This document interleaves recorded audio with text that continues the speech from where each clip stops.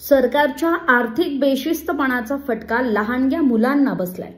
राज्य सरकारनं बिलं थकवल्यानं रोहित आर्या नावाच्या माणसानं पवई येथील स्टुडिओमध्ये तब्बल 17 मुलांना ओलीस धरलं होतं। इथे पोलिसांना केमिकल आणि एअरगन देखील मिळाली आहे। आज खूप मोठी दुर्घटना पोलिसांमुळे टळली आहे। पण असं असलं तरी शालेय शिक्षण विभागाचे प्रोजेक्ट करूनही त्याचे 2 कोटी थकवले हा आरोप रोहित आर्या या व्यक्तीने केलाय। सरकार कर्जमाफी करत नाही म्हणून शेतकरी आत्महत्या करतोय।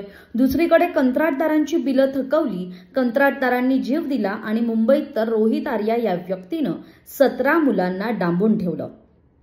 सरकारनं अशी किती बिलं थकवली आहेत, यातून अजून किती मोठ्या घटना घडू शकतात। सरकारच्या बेशिस्त आर्थिक नियोजनामुळे आज निष्पाप मुलांचा जीव गेला असता तर जबाबदारी कुणाची आहे? तत्कालीन शिक्षण मंत्री दीपक केसरकर जबाबदारी घेणार की महायुती सरकार?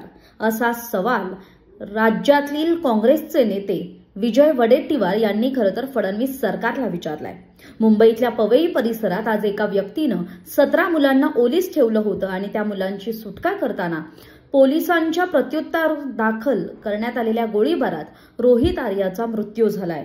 त्यामुळे देशाला हादरवून सोडणाऱ्या या घटनेनं मुंबईत सुद्धा मोठी खळबळ माजवली आहे। महाराष्ट्रातील सर्व बातम्यांचे विश्वासार्ह व्यासपीठ सकाळच्या सर्व सोशल मीडिया प्लॅटफॉर्मला लाईक, फॉलो आणि सबस्क्राइब करा। तसंच सर्व नोटिफिकेशनसाठी बेल आयकॉन प्रेस करायला विसरू नका।